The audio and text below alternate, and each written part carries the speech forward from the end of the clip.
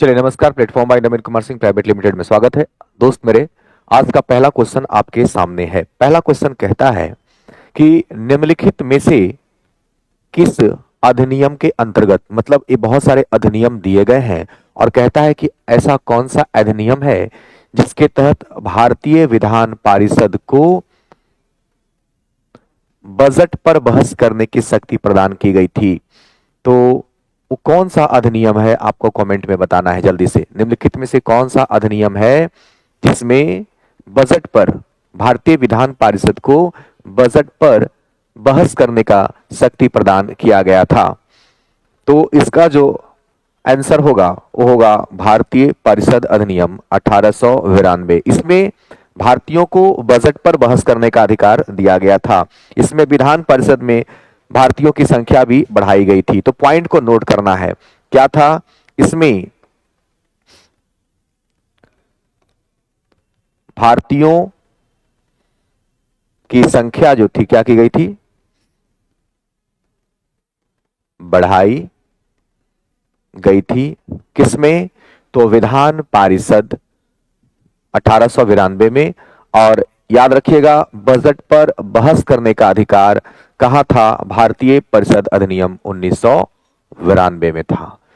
तो एक क्वेश्चन यहां से आपको आज के बाद याद रखना है कि किस अधिनियम में बजट पर बहस करने का अधिकार भारतीयों को दिया गया था? तो 1892। क्वेश्चन यहां से याद रखिएगा। संविधान सभा में वयस्क मताधिकार को 15 वर्ष के लिए स्थगित करने की जो बात कही गई थी वो कहा गया था मौलाना आजाद के द्वारा। ये भी बहुत इंपॉर्टेंट क्वेश्चन है। यानी कि 15 वर्षों के लिए जो वयस्क मताधिकार का जो फॉर्मूला है उसको रोक दिया जाए। और एक किसने अपना राय दिया था? तो व्यक्ति का नाम है मौलाना आजाद। एक क्वेश्चन दिमाग में एडिशनल अलग से आपको हम बता देते हैं कि 21 वर्ष से घटाकर 21 वर्ष से घटाकर वोट देने का उम्र 18 वर्ष किया गया। 18 वर्ष किया गया। तो क्वेश्चन पूछता है कि किस संविधान संशोधन में किया गया? किस संविधान संशोधन में ऐसा किया गया? किस संविधान संशोधन में ऐसा किया गया?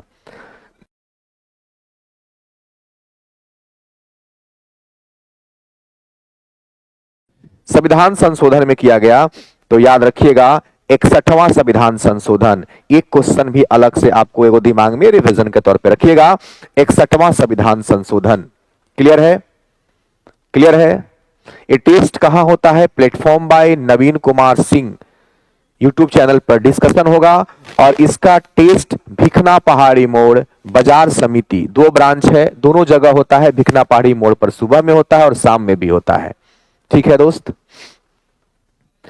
कहता है न्यायिक पुनर्विलोकन कहां की व्यवस्था है? यानी कि न्यायिक पुनर्विलोकन जो है भारत के संविधान में कहां के संविधान से लाया गया है? तो यह लाया गया है यूएसए के संविधान से। और ये भारत में भी है और कहां है? यूएसए में भी है। आपको बता दे, न्यायिक पुनर्विलोकन जो है यूएसए यानी कि अमेरिका के संविधान से लिया गया है मेरे दोस्त।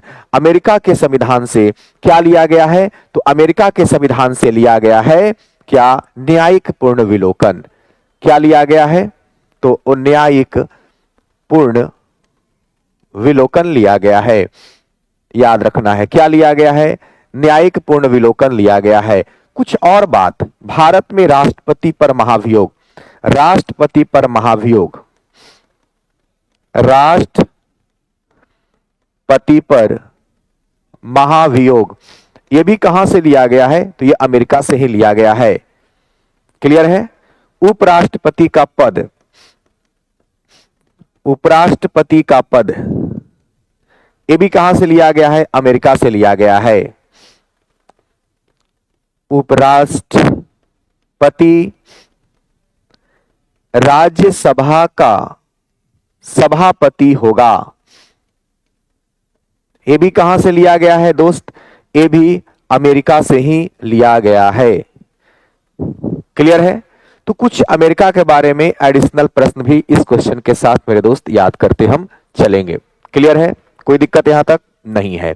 अगला क्वेश्चन देखते हैं। कहता है निम्नलिखित में से कौन एक सुमेलित नहीं है। नहीं है का मतलब हुआ, ये पूछना चाहता है कि निम्नलिखित में से कौन ऐसा है जो कि गलत है। निम्नलिखित में से कौन ऐसा है जो गलत है, ये पूछना चाह रहा है कि निम्नलिखित में से कौन है जो गलत है। क्लियर है, आपसे यही पूछना चाह रहा है।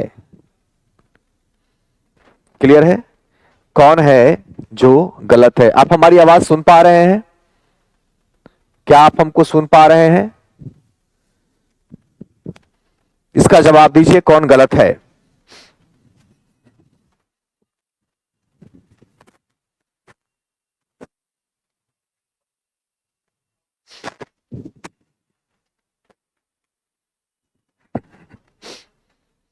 निम्नलिखित में से कौन एक सुमेलित नहीं है, बताइए। देखो तो कोई प्रॉब्लम है क्या?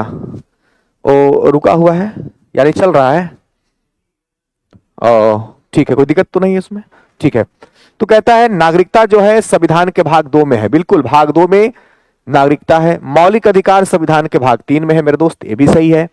मौलिक कर्तव्य जो है 4 के क में है, बिल्कुल सही है।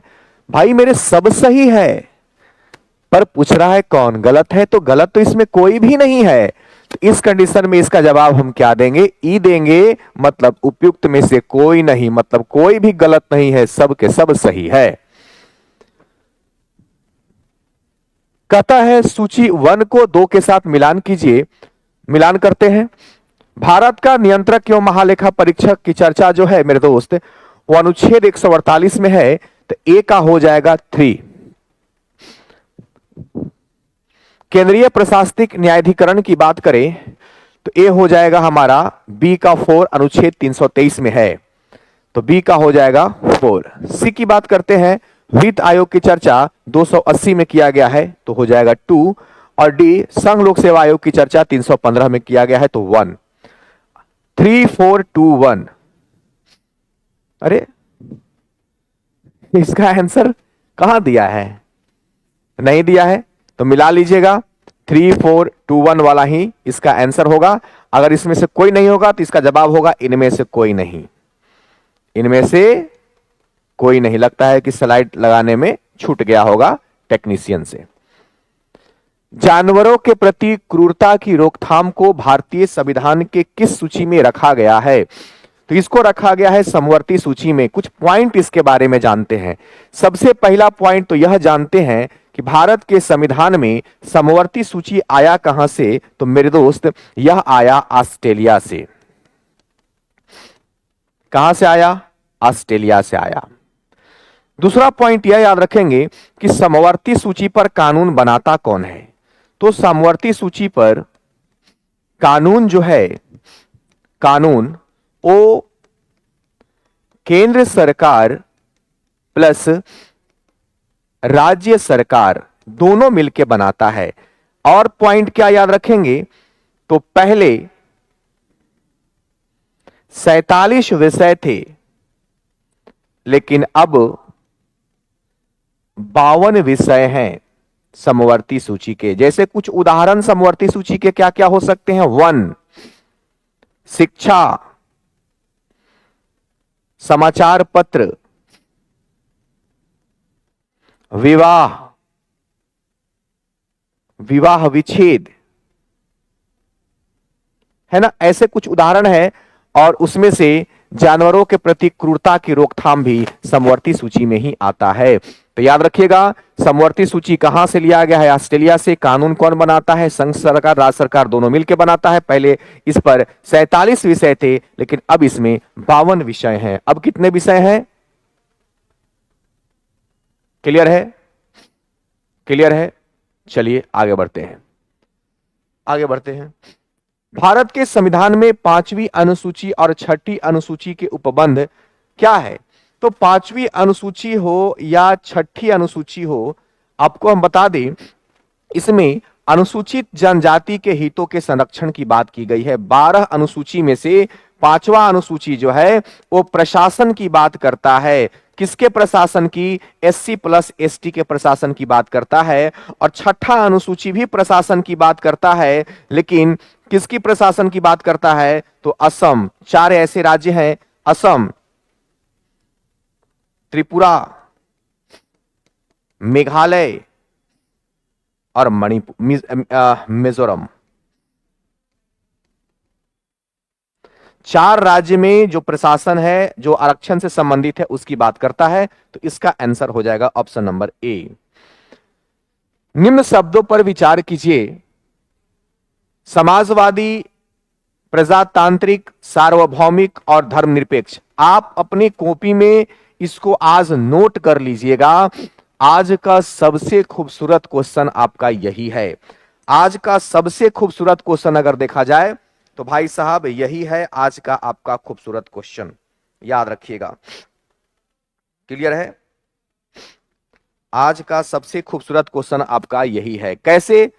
देखिए, आपको कहता है सही शब्दों का विचारानुसार क्रम दीजिए।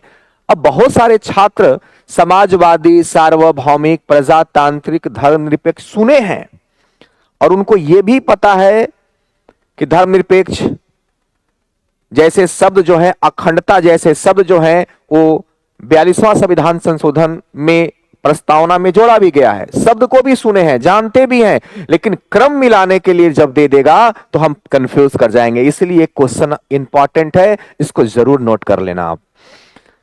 सबसे पहले अगर इन शब्द को सजाना हो तो सबसे पहले हम शब्द रखेंगे सार्वभौमिक। इसके बाद शब्द कौन सा रखेंगे? तब रखेंगे हम समाजवादी। तब रखेंगे इसके बाद धर्मनिरपेक्ष, धर्मनिरपेक्ष, और लास्ट में रखेंगे हम प्रजातंत्र। आज के बाद से इस क्वेश्चन का जो सिनेरियो होगा वो यही होगा, याद रखिएगा, परमानेंट दिमाग में सेट कर लीजिएगा। क्लियर है? परमानेंट दिमाग में सेट कर लीजिएगा। क्लियर है? इसका आंसर क्या दीजिएगा? आप सी दीजिएगा। समाजवादी शब्द जो है, धर्मनिरपेक्ष शब्द जो है, वो कब आया? तो याद रखिएगा, इस शब्द जो है 42वां संविधान संशोधन 1976 में जोड़ा गया था। संसदीय व्यवस्था वाली सरकार वह होती है जिसमें संसद के सभी राजनीतिक दलों का सरकार में प्रतिनिधित्व होता है। ऐसा नहीं है, सरकार संसद के प्रति उत्तरदायी होती है और उसके द्वारा हटाई जा सकती है। बिल्कुल, सरकार जो होता है उस संसद के प्रति हमेशा क्या होता है? उत्तरदायी होता है। याद रखिएगा, सरकार क्या होता है?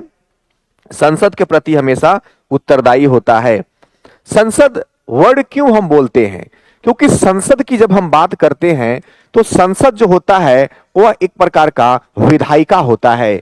विधायिका का मतलब होता है कानून बनाने वाला, यानी कि इसमें लोकसभा आएगा और राज्यसभा आएगा और साथ में राष्ट्रपति रहेंगे। तो जो सरकार बनती है, सरकार जो होती है, वो किसके प्रति उत्तरदायी रहेगा? तो संसद के प्रति उत्तरदायी रहेगा और उसके द्वारा हटाया जा सकता है। इस बात को याद रखिएगा। आप कहोगे सर लोकसभा तो सरकार का ही अंग होता है। याद रखना, लोकसभा जो होता है अस्थायी होता है, राज्यसभा अस्थायी होता है। तो राज्यसभा भी क्या करेगा? अपना अहम रोल निभाएगा। तो समझ करके क्वेश्चन का आपको जवाब देना है। सरकार के लोगों के द्वारा निर्वाचित होती है, ऐसा नहीं है कि संसद सरकार के लोगों के द्वारा निर्वाचित होती है। तो बी इसका सटीक आंसर होना चाहिए। परिभाषा से संवैधानिक सरकार का अर्थ क्या है? तो परिभाषा से सीमित सरकार जो है, परिभाषा की अगर हम बात करें तो संवैधानिक सरकार का अगर परिभाषा आपको एक वर्ड में देना हो, एक लाइन में देना हो, तो इसका आप याद रखिएगा। इसको आप सर 114 नंबर को फिर से देखिए, सी होगा 114 नंबर।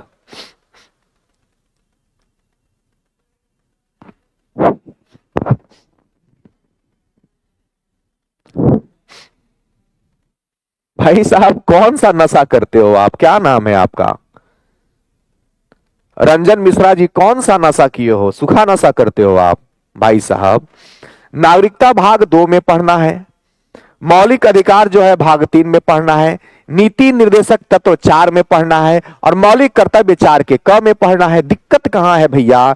मौलिक कर्तव्य जो है रूस के संविधान से लिया गया है, शुरुआत में जब संविधान बनाया गया था तो उसमें एक भी मौलिक कर्तव्य नहीं था। 42वां संविधान संशोधन 1946 में, 42वां संविधान संशोधन 1976 में सरदार सवर्ण सिंह समिति के सिफारिश पर 10 मौलिक कर्तव्य जोड़े गए और 86वां संविधान संशोधन जब 2002 हुआ तो एक मौलिक कर्तव्य और जोड़ा गया, शिक्षा वाला। भैया कौन सा नशा करते हो मालिक? आपका हम 4-5 बार कमेंट देख लिया, हम इग्नोर कर रहे थे, फिर हमको लगा देखना चाहिए। क्लियर है? अच्छा 6 है तरीके, सूखा नशा हम ही किए हैं हो तरीके, क्षमा प्रार्थी हूं मेरे दोस्त। ये 6 है, ले लोटा, तब आंसर क्या हो जाएगा? गलत ढूंढना है सी। तकनी से हम लगा ले हैं कि तो 4 है। मुंह दिखाने के लायक नहीं है हम आज तुम लोग के सामने, आज मुंह दिखाने के लायक नहीं है। यही देखो, यही होता है प्रॉब्लम 4 में और 6 में। एग्जाम में भी ऐसी करता होगा तुम लोग, आंसर आता भी होगा तो गलत लगा के आ जाता होगा, जैसे अभी हम गलती कर दिए। क्षमा प्रार्थी हूं, आपको दोबारा नाम लेवे पड़ेगा। रंजन मिश्रा, अब तू ज्यादा फरकोल ना बनेगा, टीचर को बोलेगा कि अब पता चलेगा कौन नशा किया है। हमरा बोलने का अधिकार है, तुम नहीं बोलेगा। क्लियर है? हाँ, तुमको बोलने का अधिकार नहीं है, हम बोल सकते हैं, हम शिक्षक हैं। और इस सेम चीज आपके एग्जाम हॉल में भी हो सकता है। अगर मेरे से हो सकता है, हम इतना प्रैक्टिस करने के बावजूद इतना दिन से पढ़ा रहे हैं, अगर मेरे से गलती हो सकता है तो आप इतना दिमाग में डाल लो, यही वो छात्र होते हैं जो एग्जाम हॉल में जानते हुए भी गलती करके आ जाते हैं। अब बोलते हैं कि सर हम सही लगाए थे, पता नहीं आंसर कैसे आ गया। यही मिस्टेक हमको लगता है कि बच्चों के साथ भी होता होगा मेरे दोस्त। तो सी हमारा यहां पे माइनर मिस्टेक हुआ और आप भी गलती कर सकते हैं, तो इसका आंसर क्या होगा? सी होगा। चलिए आगे बढ़ते हैं। ठीक है, बहुत माइनर मिस्टेक हुआ उसको, लेकिन वो माइनर 1 नंबर तुम्हारा ले डूबेगा एग्जाम हॉल में, इस बात पर तुम ध्यान देना बाबू। ठीक है, तो अभी हम बात कर रहे थे कि परिभाषा से संवैधानिक सरकार का अर्थ मेरे दोस्त क्या होता है। तो सीमित सरकार क्या होता है मेरे दोस्त? सीमित सरकार एक लाइन का आंसर है। लोकप्रिय सरकार को हम संवैधानिक सरकार नहीं कहेंगे, जो विधानमंडल द्वारा सरकार होता है उसको भी नहीं कहेंगे। सीमित सरकार जो होता है ना, सबसे अच्छा उदाहरण होता है संवैधानिक सरकार का। ये सब याद करते चलना है तुम लोग को कि आगे जब भी प्रश्न आए तो हम बिना देखे इसको बना सकें, क्योंकि क्वेश्चन 2-3 हजार के बाद पॉलिटी में क्वेश्चन जो होता है ना रिपीट होने लगता है। क्लियर हो गया? टेस्ट ऑनलाइन भी होता है और ऑफलाइन भी होता है। पॉलिटी का डेली होता है टेस्ट, पॉलिटी का 7:30 बजे से रोज टेस्ट हम करवाते हैं, डिस्कशन भी होता है, लेकिन वो एप्लीकेशन पे होता है दोस्त। क्लियर है ना? वो एप्लीकेशन पे होता है। आइए जवाब इसका दीजिए। तो कहता है कि संवैधानिक प्रावधानों के अनुसार राज्य की सीमाओं को बदलने के लिए खाली स्थान सहमति की आवश्यकता है। किसकी आवश्यकता है पूछ रहा है आपसे? राज्य के विधानमंडल की? नहीं, राज्य की नहीं है। हां, राज्य की नहीं होता है, राज्य के मुख्यमंत्री की भी नहीं, मतलब सब नहीं है, लेकिन सही जवाब होगा इसमें राज्य का नहीं होता है। नहीं, असहमति की आवश्यकता है, तो राज्य की सहमति की आवश्यकता नहीं है। संविधान का जो प्रावधान होता है, जैसे बिहार को झारखंड से अलग किया गया था, तो जरूरी नहीं है कि राज्य की सहमति चाहिए। केंद्र सरकार अगर चाहेगा, संसद अगर चाहेगी तो उसमें परिवर्तन कर सकता है, और बहुत सारे इसमें ऑप्शन देखे जाते हैं। मान लीजिए कि पॉपुलेशन बढ़ गया हो या सीमा से संबंधित कोई विवाद आ रहा हो, तो संसद जो है अपना पावर का इस्तेमाल करते हुए राज्य के बिना सहमति के भी यहां पे अपना कानून ला सकता है। निम्नलिखित में से कौन सा संविधान के अनुच्छेद 3 के तहत संसद के एक कानून द्वारा संभव नहीं है? तो भैया अनुच्छेद 3 में पहले क्या कहता है? अनुच्छेद 3 में कहता है कि नाम, सीमा एवं क्षेत्र में परिवर्तन। अनुच्छेद 3। तो आप नए राज्य का गठन कर सकते हैं, राज्य के क्षेत्र में भी परिवर्तन कर सकते हैं, लेकिन नए राज्य का प्रवेश आप नहीं कर सकते हैं, क्योंकि नए राज्य के प्रवेश की जो बात है यह अनुच्छेद 2 में कहता है। अनुच्छेद कितना में कहा गया है? अनुच्छेद 2 में कहा गया है। तो क्वेश्चन क्या था? संभव नहीं है पूछा था, तो सी संभव नहीं है। क्यों? क्योंकि नए राज्य का जो प्रवेश होता है वो अनुच्छेद 2 के द्वारा संभव होता है। क्लियर है? सार्थक बैच में पॉलिटी नहीं होगा, क्योंकि पॉलिटी जो होता है वो कॉमन पेपर में नहीं होता है। कल से हमारा सार्थक बैच चालू होगा शाम में 4 बजे से, और कल हम राष्ट्रीय आंदोलन चालू करेंगे उस बैच में। प्लेटफॉर्म बाय नवीन कुमार सिंह एप्लीकेशन पे ले लीजिएगा, ठीक है? ठीक है अमरनाथ, उसमें पॉलिटी नहीं होगा, क्योंकि राष्ट्रीय आंदोलन पढ़ना होता है, इंडिया ज्योग्राफी पढ़ना है, करंट अफेयर पढ़ना है। ये 3 चीज हम आपको पढ़ाएंगे। राज्य के नीति के निर्देशक तत्वों के बारे में निम्नलिखित कथनों पर विचार कीजिए। पहले इसके बारे में थोड़ा सा जान लो। राज्य का जो नीति निर्देशक तत्व है, ये भाग 4 में पढ़ना है। ये आया कहां से भाई? तो ये आया आयरलैंड के संविधान से। आयरलैंड से आया है नीति निर्देशक तत्व। और अनुच्छेद कहां से कहां तक पढ़ना है? तो 36 से 51 तक पढ़ना है। इस बात को याद रखना। ये तत्व देश के सामाजिक आर्थिक लोकतंत्र की व्याख्या करता है। बिल्कुल सही है। इन तत्वों में अंतर्विष्ट उपबंध किसी न्यायालय द्वारा परिवर्तनीय नहीं है, यानी कि राज्य के नीति निर्देशक तत्वों का हनन होने पर आप न्यायालय में नहीं जा सकते हैं। जैसे याद कीजिए, मौलिक अधिकार का हनन होने पर आप जाते थे ना न्यायालय में, तो नीति निर्देशक तत्वों का हनन होने पर आप न्यायालय में नहीं जा सकते हैं। दोनों ऑप्शन सही है। तो इसका कौन सा कथन सही है मेरे दोस्त? तो इसका हो जाएगा सी, याद रखिएगा। और सर टाइम चेंज कीजिए। सुजीत अभी चलने दीजिए कुछ दिन, फिर टाइम हम आपके हिसाब से चेंज कर देंगे, ठीक है ना? आप लोग कल से हम बात करके 2-4 दिन अभी चलने दीजिए। 4 बजे वाला टाइम सारथी बैच का, फिर हम टाइम चेंज कर देंगे, कोई दिक्कत नहीं है। अभी चलने दीजिए 2-4 दिन। सबसे अच्छी बात है करंट अफेयर जिसको भी चाहिए होगा, 1.5 साल का करंट अफेयर, मतलब 2024 का पूरा, और जनवरी 2024 से दिसंबर 2024 तक का पूरा, और जनवरी 2025 से लेकर जून, मतलब अगला 6 महीना तक का हम करंट अफेयर 1.5 साल का कोर्स लाए हैं। एप्लीकेशन पे मिल जाएगा। तहलका बैच उसका नाम रख दिए हैं, कोई बैच नामे नहीं सूझ रहा था, तहलके रख दिए हैं। 199 रुपया में बैच, जिसको जरूरत है वो ले सकता है। 2 कथन आपको नीचे दिया गया है। कहता है मनरेगा का हर परिवार के कम से कम एक सदस्य को वर्ष में 100 दिन का रोजगार दिलाने का प्रावधान करता है। बिल्कुल, मनरेगा जो होता है वो परिवार के एक सदस्य को कम से कम 100 दिन रोजगार देने की गारंटी की बात करता है, तो याद रखिएगा। इसके बाद कहता है कि रोजगार का अधिकार संविधान के भाग 3 में प्रभावित है, प्राविधित है। ये गलत है। देखिए, किसी भी व्यक्ति को रोजगार देना ये नीति निर्देशक तत्व में कहा गया है, यानी कि मौलिक अधिकार में नहीं। ये नीति निर्देशक तत्व भाग 4 में होगा, तो भाग 3 कहना गलत है मेरे दोस्त। यहां पे होना चाहिए भाग 4, इसलिए आर गलत हो जाएगा। तो ए सही है और आर गलत है, तो इस कंडीशन में हमारा आंसर हो जाएगा सी। मौलिक कर्तव्य से संबंधित निम्नलिखित में से कौन सा कथन सही नहीं है? तो उन्हें परमादेश द्वारा प्रभावी बनाया जा सकता है, यह गलत है, यह सही नहीं है। उन्हें संवैधानिक प्रक्रिया से ही बढ़ाया जा सकता है, स्पष्ट विधियों की व्याख्या के लिए उनका उपयोग किया जा सकता है, ये दोनों सही है। अब देखिए, परमादेश को हम, परमादेश क्या है? एक प्रकार का रीट है। रीट 5 प्रकार का रीट जो है उच्च न्यायालय और सर्वोच्च न्यायालय के द्वारा जारी किया जाता है। तो रीट के माध्यम से आप मौलिक कर्तव्य किसी पर थोप नहीं सकते हैं। रीट कहां लगता है? मौलिक अधिकार में लगता है। तो नोट करके याद रखिएगा कि परमादेश एक प्रकार का रीट है जो कहां लगेगा, तो रीट हमेशा कहां लगता है? तो रीट हमेशा अप्लाई किया जाता है मेरे दोस्त मौलिक अधिकार पर।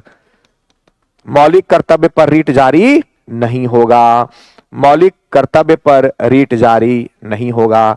ये वाला गलत हो गया। निम्नलिखित में से किसके द्वारा भारत के नियंत्रक एवं महालेखा परीक्षक के पद का सृजन किया जाता है? तो संविधान के द्वारा किया जाता है। पद का सृजन, नियुक्ति नहीं पूछ रहा है, कह रहा है कि महालेखा परीक्षक, यानी कि जिसकी चर्चा जो है अनुच्छेद 148 में किया गया है महालेखा परीक्षक की, अगर हम इसके पद सृजन की बात करें तो पद का सृजन यानी कि पद बनाएगा कौन? तो यह बनाएगा हमारा संसद। संविधान द्वारा कौन बनाएगा? संविधान द्वारा बनाया जाएगा। तो संविधान में ही ये बातें लिखा हुआ है, तो कौन बनाएगा? संविधान बनाता है। पद का सृजन कहां से किया गया है? संविधान द्वारा किया गया है। संविधान द्वारा किया गया है। जिस समय संसद बना था, संविधान बना, संविधान में ही इसकी बातें। संविधान हम कैसे मानेंगे? क्योंकि जो बातें अनुच्छेद के रूप में लिखी गई है मतलब वो संवैधानिक है, उसकी चर्चा संविधान में किया गया है। लेकिन अगर आपसे पूछ दे कि नियुक्ति कौन करेगा, तो इसकी नियुक्ति जो है ना, महालेखा परीक्षक की अगर नियुक्ति आपसे पूछेगा तो नियुक्ति कौन करेगा, तो भैया इसकी नियुक्ति राष्ट्रपति करते हैं। और अगर ये पूछ दे कि इनको पद से मुक्त कौन करेगा, तो पद मुक्त करने की जो प्रक्रिया है वही है जो सर्वोच्च न्यायालय के सर्वोच्च न्यायालय के न्यायाधीश का है। जिस प्रक्रिया से सर्वोच्च न्यायालय के न्यायाधीश को हम हटाते हैं, उसी प्रक्रिया से महालेखक को भी हटाया जाता है।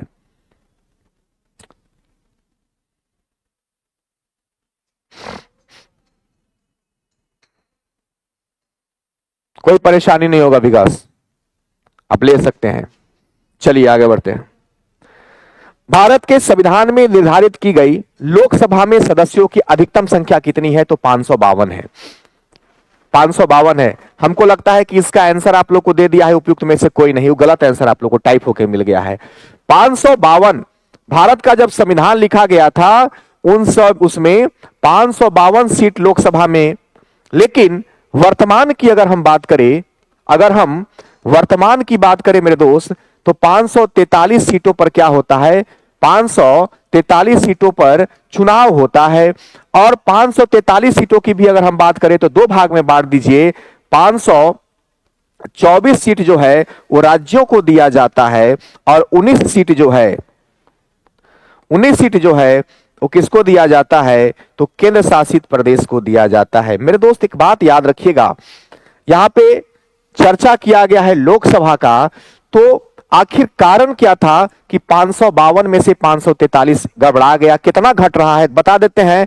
जो 7 सीट है वो 7 सीट जो है वो पीओके वाला एरिया में आता है, जिस पर अभी हमारा अधिकार नहीं है। हम ये मानते हैं कि पीओके अखंड हिस्सा है भारत का, अखंड हिस्सा है भारत का पीओके। जब हमारा होगा तो वहां भी 7 सीट पर चुनाव लड़ेंगे। और प्लस 2 सीट आउ हटा दीजिए, एंग्लो इंडियन को हटा दिया गया है। तो याद रखिए 7 2 9। अगर हम 552 में से 9 सीट हटाएंगे तो 2 3 4 5 6 7 8 9, तो कितना बचेगा? 543 बचेगा। आपके दिमाग में क्वेश्चन काहे नहीं उठा? ये तो आना चाहिए कि सर अगर 552 सीटों पर चुनाव, 552 सीट की चर्चा संविधान में किया गया है तो आखिर 543 पर ही चुनाव क्यों होता है? तो कारण सुन लीजिए, ये होता है कि 7 सीट पीओके वाला एरिया में चला गया, जो कि जम्मू पाकिस्तानिया लोग क्या किया है, हड़प लिया है। और 2 एंग्लो इंडियन 104 संविधान संशोधन के द्वारा हटा दिया गया है। तो 7 और 2 9 सीट हटा दीजिए तो बच कितना गया वर्तमान में? 543। ओकरा में भी कंडीशन लागू है कि 524 सीट जो होता है वो राज्यों से चुनाव लड़ा जाता है और 19 सीट कहां? केंद्र शासित में। एक क्वेश्चन और नोट कर लीजिए, लोकसभा का गठन कब हुआ? तो गठन हुआ 17 अप्रैल को।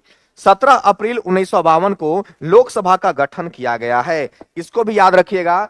सबसे ज्यादा अगर लोकसभा सीटों की हम बात करें तो सबसे ज्यादा कहां है? तो सबसे ज्यादा है यूपी में। यूपी में सबसे ज्यादा है 40। इसके बाद है महाराष्ट्र में MH 48 है। इसके बाद है PB पश्चिम बंगाल में कितना है? तो 42 है। इसके बाद है TN तमिलनाडु में 39 है। बिहार में कितना है? 40 है। तो इस प्रकार से इसका याद रखिएगा, इसका आंसर होगा 552।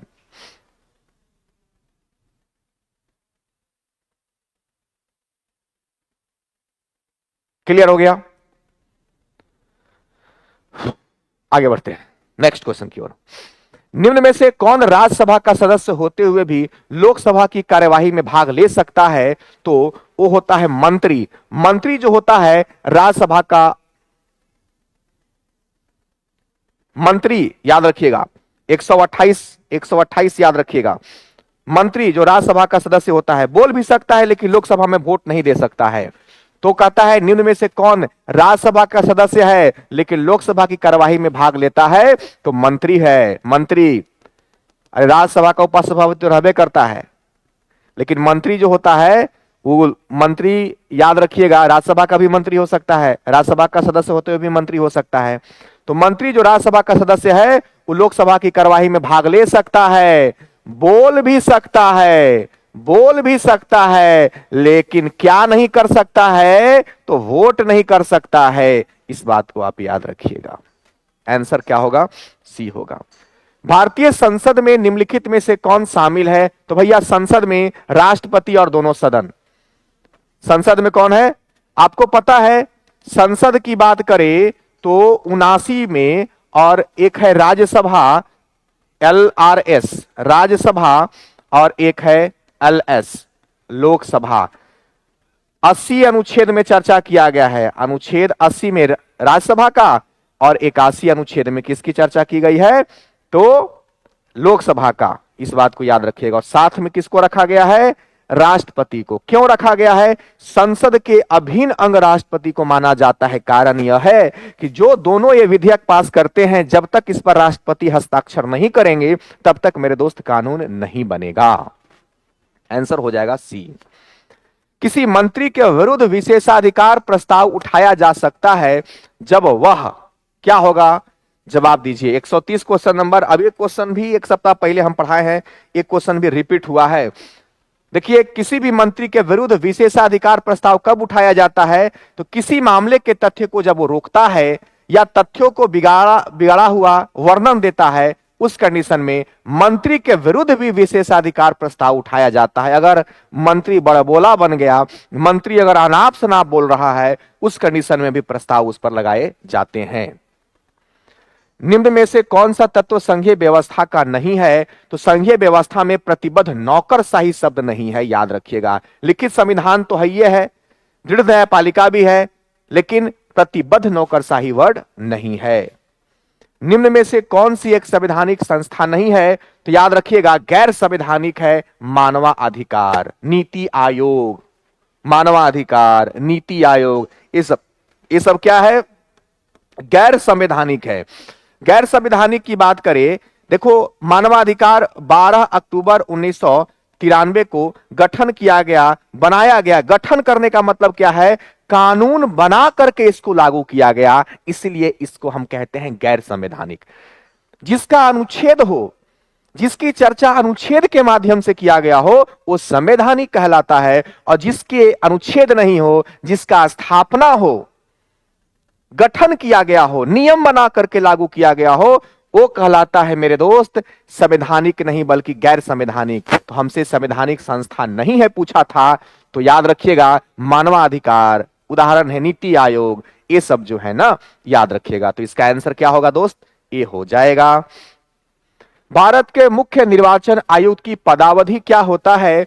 तो याद रखिएगा 6 वर्ष या 65 वर्ष की आयु तक जो भी पहले हो, ये उनका पदावधि होता है। अच्छा, एक क्वेश्चन है कि वर्तमान में इनकी सैलरी कितना है? तो मुख्य न्यायाधीश की सैलरी जो है, ये भी याद रखिएगा कि मुख्य न्यायाधीश की जो सैलरी है मेरे दोस्त, वो 3.5 लाख है। और अन्य न्यायाधीश का कितना है? तो अन्य न्यायाधीश का है 25,000 कम। याद रखिएगा। क्लियर हो गया? अभी कितने राज्यों में उच्च न्यायालय है? 25 राज्य में उच्च न्यायालय है। मुख्य न्यायाधीश और अन्य न्यायाधीशों की संख्या कितनी होती है? तो 33 + 1, 33 अन्य न्यायाधीश होते हैं और एक मुख्य न्यायाधीश होता है। मुख्य न्यायाधीश की नियुक्ति कौन करता है? तो राष्ट्रपति के द्वारा इसकी नियुक्ति की जाती है। याद रखिएगा। कहता है कुछ आकस्मिकताओं में राष्ट्रपति को राज्यपाल के कार्य के लिए उपबंध करने का अधिकार भारतीय संविधान किस अनुच्छेद के द्वारा देता है? तो इस क्वेश्चन को आज के बाद आपको यादें रखना है। क्लियर है? आज के बाद इसको क्या कीजिएगा? याद रखिएगा। क्वेश्चन क्या कहता है कि भैया, अगर राष्ट्रपति को यह लगे कि राज्यपाल को कुछ विशेष काम करने की जरूरत है, आज्ञा देते हैं कुछ विशेष काम करने के लिए राष्ट्रपति, तो कहता है किस अनुच्छेद के तहत देते हैं? तो याद रखिएगा, वो अनुच्छेद 160 के तहत देते हैं। आप सब पता है ना, 153 अनुच्छेद जो है वो कहता है इसके राज्यपाल होंगे हर राज्य में, और राज्यपाल की जो नियुक्ति होता है वो किया जाता है किसके द्वारा? तो राष्ट्रपति के द्वारा किया जाता है। कहता है निम्नलिखित में से किसके संबंध में राज्यसभा का अनन्य अधिकार है? राष्ट्रपति को अपदस्थ करने हेतु कार्यवाही प्रारंभ करना, सर्वोच्च न्यायालय के, देखो राष्ट्रपति को पद से हटाने के लिए सिर्फ राज्यसभा नहीं लोकसभा की भी जरूरत पड़ती है, तो ये ऑप्शन गलत हो गया। सर्वोच्च न्यायालय के न्यायाधीश को हटाने के लिए भी दोनों की जरूरत होती है, लोकसभा और राज्यसभा को भी हटाने के लिए। अति राष्ट्रपति को हटाने के लिए और सर्वोच्च न्यायालय के मुख्य न्यायाधीश को भी हटाने के लिए दोनों की सहभागिता होती है, लोकसभा का भी और राज्यसभा का। लेकिन एक उदाहरण है सी, एक नई अखिल भारतीय सेवा का सृजन करना। अखिल भारतीय सेवा का सृजन करने के लिए सबसे अहम भूमिका जो होता है वो राज्यसभा का होता है। किसका होता है? राज्यसभा का होता है। अच्छा, इसी से रिलेटेड अगला क्वेश्चन भी हमको लगता है, देखिए बिहार सिविल सर्विस कोर्ट का एक बैच हम दिए हैं, कल से यह स्टार्ट हो रहा है, लक्ष्य जुडिशरी करके है। जिसको भी जरूरत होगा इसमें हम हिस्ट्री, पॉलिटी, ज्योग्राफी और करंट अफेयर चलाएंगे, मात्र 199 रुपया में बैच दिए हैं। तो जिस भाई बहन को जरूरत होगा आप इसको ले सकते हैं या किसी को बताइएगा इसके बारे में। कहता है संसद राज्य सूची के विषय के संबंध में कानून बना सकता है। तो देखो अभी दो बातें याद रखना राज्यसभा के बारे में। अभी एक बात तो पिछला क्वेश्चन में आपने पढ़ा कि भैया राज्यसभा का पास एक अलग अधिकार होता है कि अखिल भारतीय सेवा का सृजन कर सकता है। तो चलिए राज्यसभा के बारे में हम लोगों ने क्या देखा कि अखिल भारतीय का सृजन कर सकता है, अखिल भारतीय सेवा का सृजन ही कर सकता है। अखिल भारतीय जैसे यूपीएससी वगैरह हो गया ना, वो अखिल भारतीय कहलाता है।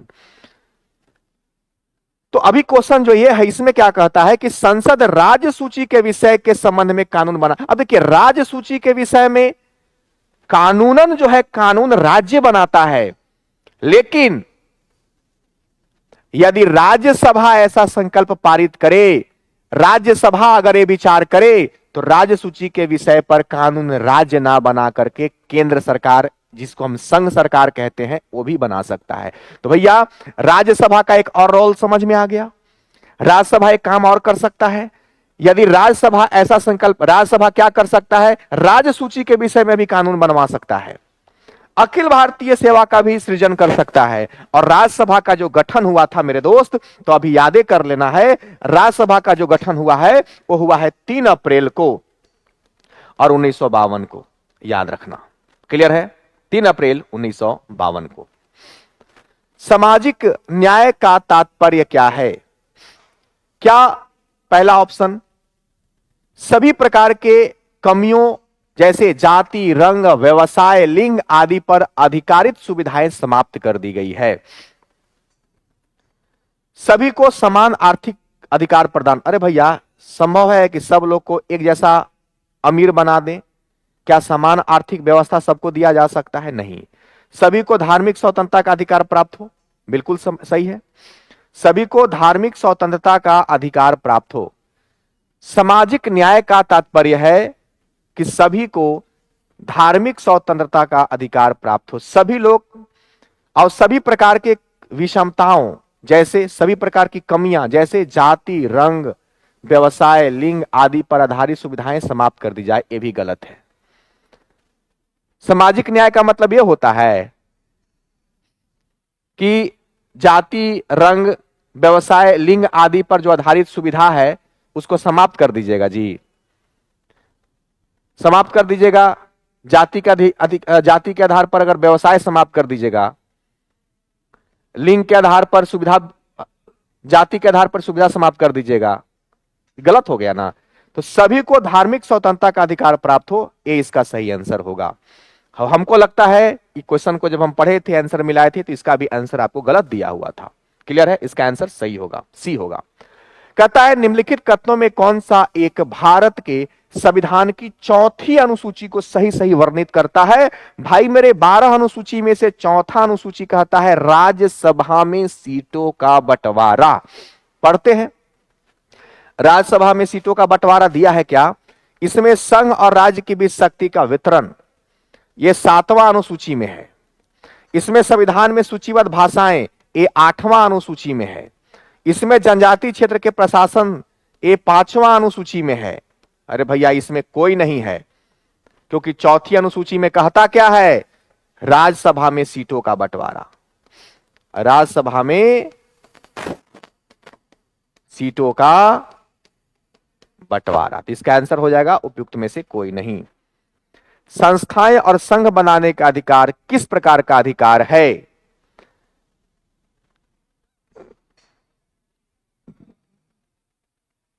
बताइए। कानून के समक्ष समानता का अधिकार, ये अनुच्छेद 14 में है। किसका फोन आ रहा है भैया? क्लास में है सर, कॉल करते हैं। ठीक है।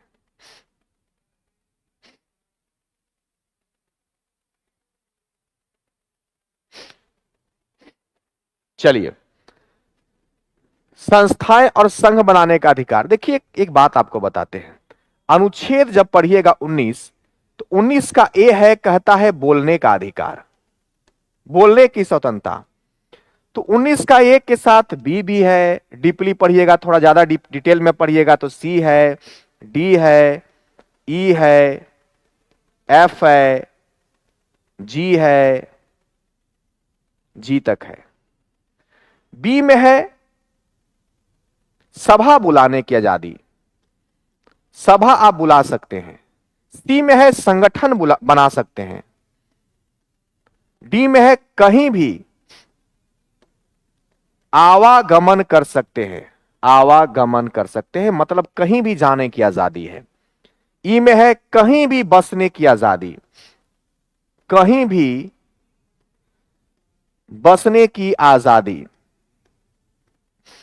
एफ को हटा दिया गया है। और जी है कहीं भी व्यवसाय करने की आजादी, कहीं भी व्यवसाय करने की आजादी। अब एक बात सुनिए, एक बात ध्यान से सुनिएगा, एक बात हमको बताइए, इसको याद आखिर हम कैसे रखे होंगे? आपको लग रहा होगा कि विकास सर इसको याद कैसे आप रखते होंगे और इतना डिटेल में? अरे जानते हैं, आप हमसे बढ़िया याद रख सकते हैं। हम तो बूढ़े हो गए हैं और आप लोग के अंदर अभी रक्त खौल रहा है, ब्रेन पूरा एक्टिव है, मेरे से बहुत ज्यादा एक्टिव है। देखिए कितना आसान है। देखिए, ए तो याद हो, बोलने की आजादी। नेता लोग को देखे होंगे बहुत ज्यादा बोलता है, माइक ले लेगा, एगो नेता बना दीजिए, दो आंख एगो मुंह है, पूरा बोल रहा है, लबर लबर बोल रहा है। तो नेता खूब बोलता है, तो आदमी बना दिए, एगो माइक बना दिए, देखे में संख्या 19 हो गया, तो बोलने की आजादी हो गया। बी कैसे याद रखेंगे? तो बी से बुलाना, क्या बुलाना? सभा बुलाना। सी से संगठन। डी से डिस्टेंस, माने कहीं भी आवागमन कर सकते हैं। अब कहीं भी जाएंगे और आएंगे तो दूरी तय करेंगे कि नहीं करेंगे, डिस्टेंस कवर करेंगे कि नहीं करेंगे, तो डी से डिस्टेंस हो गया। कहीं भी बसने की आजादी, ई मतलब होता है स्टैब्लिश, स्टैब्लिश। ट्रिक याद कीजिए, टेक्निक यूज कीजिए, कितना रटिएगा। इस स्टैब्लिश यानी कहीं भी बस सकते हैं। और एफ को फॉल्स हटा दिया गया है। जी, जी मतलब व्यापार करना। आप देखे होंगे बहुत सारे लोगों को घूम घूम के व्यापार करते हैं, बुंदा है, प्लास्टिक है, लोहा, टीना, देखे हैं? तो जी मतलब क्या हो गया? घूमना। जी से घूम घूम के व्यापार करना। क्लियर है ना? कोई दिक्कत है? तो चलिए, क्या कहता है कि संस्थाएं और संघ बनाने का अधिकार किस प्रकार का अधिकार है? तो आपको पता है 6 मौलिक अधिकार दिए गए हैं।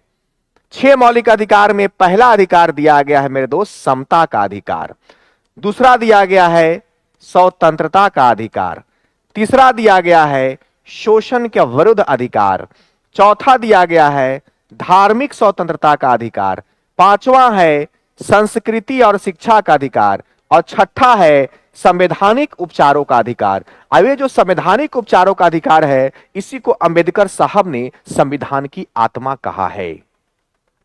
क्लियर है दोस्त?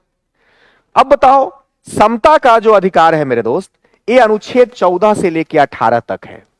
स्वतंत्रता 19 से लेकर के कहां तक है? 21 तक है। शोषण 19 से 22 तक है।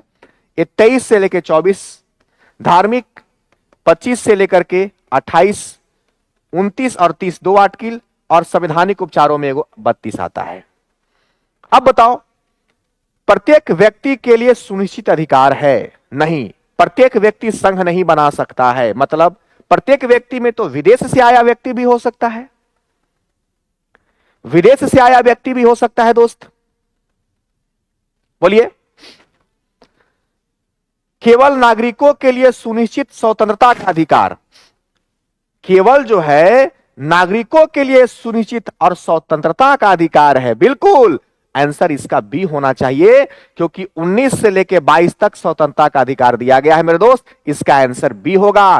कानून के समक्ष समानता का अधिकार जो है अनुच्छेद 14 से 18 के बीच होता है, ई नहीं होगा। बहुत सारे लोग कंफ्यूज कर गए होंगे, माइंड ब्लोइंग क्वेश्चन है। आंसर जो आपको मिलता है उस पर कभी मत जाइएगा, क्योंकि कभी कभी दो चार को आंसर गलतियों दिया रहता है। इसलिए पूरा डिटेल हम बता दिए एकदम। स्क्रीनशॉट लेना चाहते हैं तो ले लीजिए। सर आपका ये ट्रिक एग्जाम में भी बहुत काम आता है। थैंक्स सर, थैंक यू, बहुत बहुत धन्यवाद आपको। इसको स्क्रीनशॉट ले लीजिए दोस्त। समझ में आ गया ना? केवल नागरिकों के लिए सुनिश्चित अधिकार है। क्यों?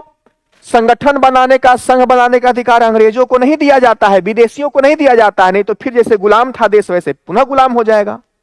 आगे बढ़ते हैं। कहता है उपराष्ट्रपति कब राष्ट्रपति का पद ग्रहण करता है? भैया जब राष्ट्रपति का पद रिक्त हो जाता है तथा राष्ट्रपति अनुपस्थित होता है। इस कंडीशन में और एक मिनट ध्यान से पढ़ना है। राष्ट्रपति की मृत्यु होने पर आप जवाब दीजिए, क्या जवाब देना चाहते हैं? बड़ा अच्छा क्वेश्चन है, बड़ा अच्छा क्वेश्चन है, बहुत अच्छा क्वेश्चन है। बताइए इसका जवाब। अब इसका जवाब बताइए दोस्त। किस कंडीशन में उपराष्ट्रपति? पहला बात, उपराष्ट्रपति की बात करें तो यह अमेरिका के संविधान से लिया गया है। उपराष्ट्रपति का शब्द कहां से लिया गया है? ये अमेरिका के संविधान से लिया गया है। बताएंगे?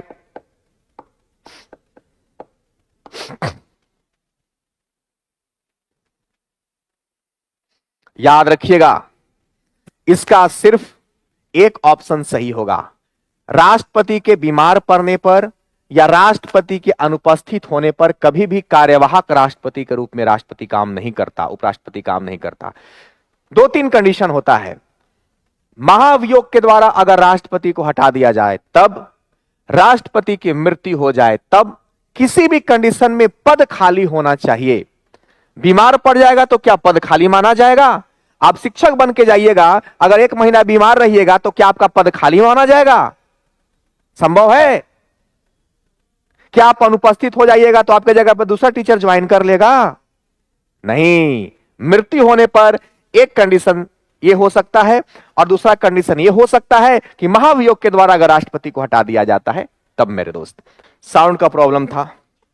तो कहता है निम्नलिखित कथनों पर विचार कीजिए। भारतीय संविधान सरकार को लोकहितकारी कार्य करने हेतु अधिकार प्रदान करता है। बिल्कुल ठीक है, बिल्कुल ठीक है। सरकार जो संविधान जो है सरकार को लोकहित कार्य करने के लिए ही प्रेरित करता है और समाज की आकांक्षाओं व उनके लक्ष्य की अभिव्यक्ति को सुनिश्चित करने के लिए दायित्व सरकार की होती है। दोनों सही है, आंसर होगा सी। कहता है राज्य के नीति निर्देशक तत्व कहां से लिया गया है? भैया राज्य के नीति निर्देशक तत्व जो है वो आयरलैंड के संविधान से लिया गया है। और क्या लिया गया है? एक पॉइंट याद रखिएगा, राज्यसभा में 12 सदस्य का मनोनयन कौन? राष्ट्रपति करते हैं, पता है ना आपको? यह भी कहां से लिया गया है? ये भी आयरलैंड के संविधान से ही लिया गया है। राष्ट्रपति का निर्वाचन, राष्ट्रपति का मेरे दोस्त निर्वाचन, ये भी कहां से लिया गया है? ये भी आयरलैंड के संविधान से ही लिया गया है। क्लियर है सबको? इसका आंसर बी हो जाएगा। राष्ट्रीय मानवाधिकार आयोग के संदर्भ में सही कथनों की पहचान कीजिए। इसका गठन 1993 को हुआ है। बिल्कुल, मानवाधिकार 12 अक्टूबर 1993 को इसका किया गया है। इसके अध्यक्ष केवल सर्वोच्च न्यायालय का सेवानिवृत्त मुख्य न्यायाधीश होते हैं। आयोग स्वयं अपनी पहल पर या किसी पीड़िता व्यक्ति की याचिका पर जांच कर सकता है। देखो, एक गलत हो जाएगा। मानवाधिकार में सिर्फ सर्वोच्च न्यायालय के सेवानिवृत्त मुख्य न्यायाधीश नहीं होते हैं, इसमें और बड़े बड़े पद के लोग इसमें समाहित होते हैं। कहना गलत होगा। ए सही है और 3 सही है, तो पहला और तीसरा इसका सी आंसर हो जाएगा। याद रखिएगा, याचिका दायर किया जाता है, आयोग या तो स्वयं पीड़िता के लिए याचिका दायर करेगा या पीड़िता खुद से याचिका दायर करेगा। कहां? राष्ट्रीय मानवाधिकार में। अभी पप्पू यादव जल्दी में ही जो बीपीएससी को लेकर के प्रोटेस्ट हुआ है, तो पप्पू यादव ने कहा कि हम मानवाधिकार में जाएंगे, याचिका दायर करेंगे। यहां से एक प्रश्न बनता है कि याचिका की जननी किसको कहते हैं? क्वेश्चन में जवाब देंगे। 142वां नंबर छूट गया था। 142वां नंबर कहां छूटा है दोस्त? 142वां तो कितना अच्छा से बताए हैं। 142वां नंबर आप छोड़ दिए हैं, हम बता दिए हैं, क्योंकि साउंड जो गायब हुआ था, उस साउंड गायब हुआ था 141 में। 141 साउंड खराब हुआ था, साउंड बंद करने के बाद साउंड बना, फिर 141 बताएं, तब 142 में आए हैं हम। चलिए आगे बढ़ते हैं। 144 हो गया। आइए, निम्नलिखित कथनों पर विचार कीजिए। राज्यसभा कभी भंग नहीं होता, यह संसद का स्थायी सदन है। बिल्कुल। राज्यसभा की बात करें तो 243 सीट पर चुनाव हो रहा है वर्तमान में। क्लियर है? नहीं, एक मिनट। 245 पर। मूल संविधान में 250 की चर्चा किया गया है, लेकिन वर्तमान में 245 सीटों पर इसका चुनाव। तो राज्यसभा कभी भंग नहीं होता, क्योंकि यह अस्थायी सदन है। जब लोकसभा भंग होता है तब राज्यसभा की बैठक नहीं बुलाई जा सकती, यह गलत है। जब लोकसभा भंग होता है, लोकसभा भंग हो सकता है क्योंकि भैया यह अस्थायी है, राज्यसभा की तो बैठक होगी ना, राजा का सभा है दोस्त। तो ए गलत है। सही कौन है? सिर्फ एगो सत्य है। चलिए, लोकसभा भी भंग होता है, जिसकी चर्चा अनुच्छेद 85 में कहा गया है। लोकसभा विघटित होता है। लोकसभा जो होता है विघटित होता है मेरे दोस्त, अनुच्छेद 85 के तहत। लेकिन जब लोकसभा विघटित होगा, राज्यसभा की बैठक बुलाई जाती है, ऐसा नहीं कि नहीं बुलाई जाती है। क्लियर है? ओ, आगे बढ़े। 143 नहीं है सर, 143 क्वेश्चन में नहीं है, गायब कर दी है। 143 क्वेश्चन में नहीं है।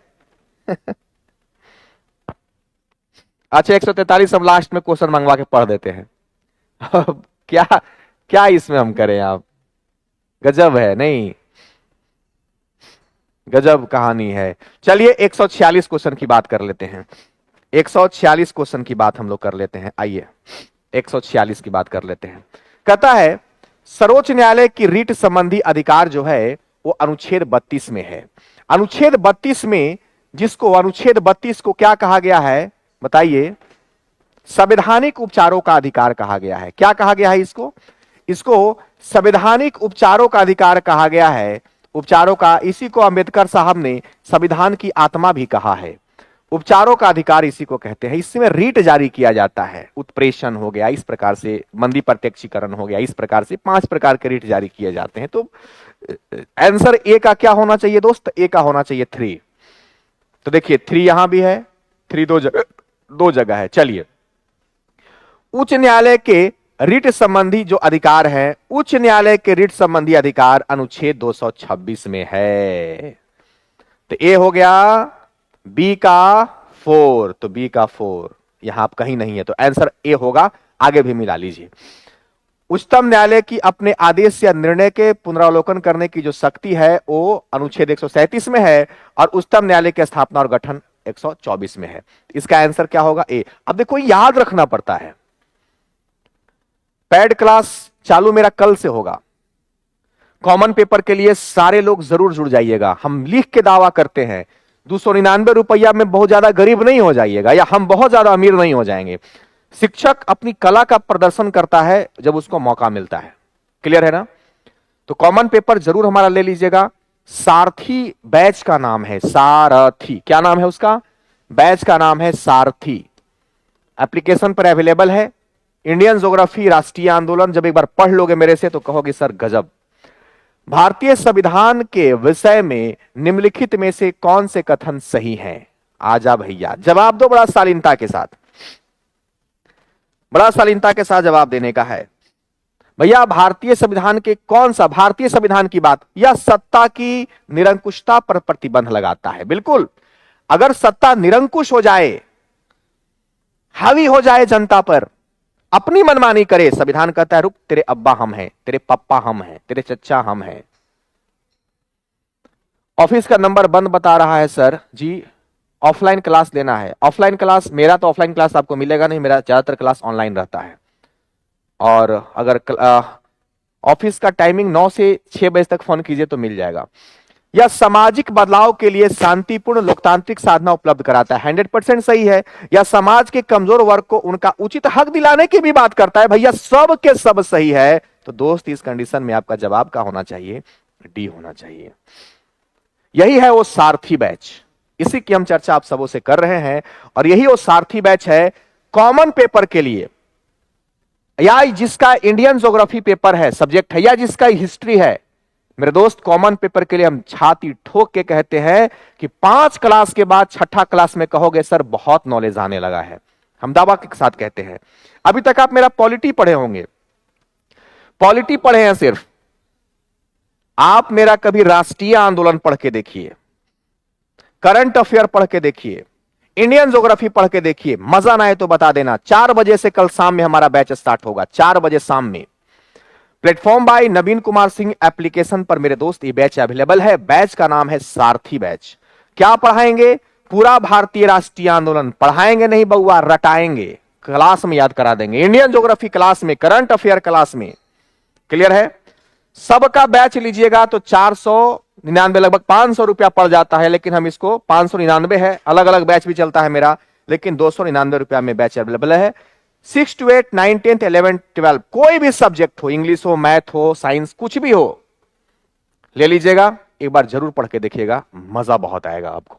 कॉमन पेपर के लिए है 40 नंबर वाला। स्वतंत्रता प्राप्ति के समय राष्ट्र के सामने क्या क्या मुख्य चुनौतियां थी? जब देश आजाद हुआ था तो एकता के सूत्र में भारत को गढ़ने की एक चुनौती थी। 2 व्यक्ति ने अहम रोल निभाया, सरदार वल्लभ भाई पटेल और वीपी मेनन। 552 रियासत था जिस समय हमारा देश आजाद हुआ था, और सबको एक सूत्र में क्या किया? बांधने का काम किया। तो एक चुनौती था, ऑप्शन ए सही है। लोकतंत्र को कायम रखना भी एक चुनौती है। लोकतंत्र को हमेशा बनाए रखना भी सरकार के लिए, देश के लिए, संविधान के लिए एक चुनौती होता है मेरे दोस्त। समावेशी विकास, लगातार विकास, हर क्षेत्र में विकास होना, यह भी एक चुनौती होता है। आतंकवाद से मुक्ति, ये कभी चुनौती नहीं, सरकार इसको चुनौती कभी नहीं मानता है। तो इसका आंसर 599 में बैच नहीं है, एक गजब है आप लोग। 299 में गजब है, 299 में, 299 में मात्र है सारथी बैच। 40 नंबर कॉमन पेपर चाहिए ना। अब 2 तरीका है, या तो आप रट के पढ़िए, या तो मेरे जैसा स्मार्ट वर्क करिए। अब क्या आपको लगता है कि टीचर खाली क्वालिफाई कर जाइएगा और टीचर बन जाइएगा तब टीचर हो जाइएगा? अरे वहां रोज आपको तिल तिल के मरना पड़ेगा, रोज पढ़ाना पड़ेगा। तो स्मार्ट रहिएगा तब जी। वहां जाइएगा जिस स्कूलवा में ना, तब पहले ही से सब बुढ़वान मास्टर बैठल होगा, आप पर हावी होने का प्रयास करेगा, धुआं उड़ा देना है जाके वहां एकदम। टीचर बनना तो आपके जीवन का पहला सीढ़ी है, पहला लक्ष्य है। आइए, कहता है निम्नलिखित में से कौन से विषय समवर्ती सूची में शामिल हैं? तो मेरे दोस्त समवर्ती सूची ऑस्ट्रेलिया से लिया गया है। तो समवर्ती युद्ध, विदेश मामले, विदेश मामले जो है ये संघ सूची में है, संघ सूची में है विदेश मामला, विदेश मामला संघ सूची में है। संघ सूची में क्या क्या है? विदेश मामला है, विदेश मामला है संघ सूची में। TV, radio,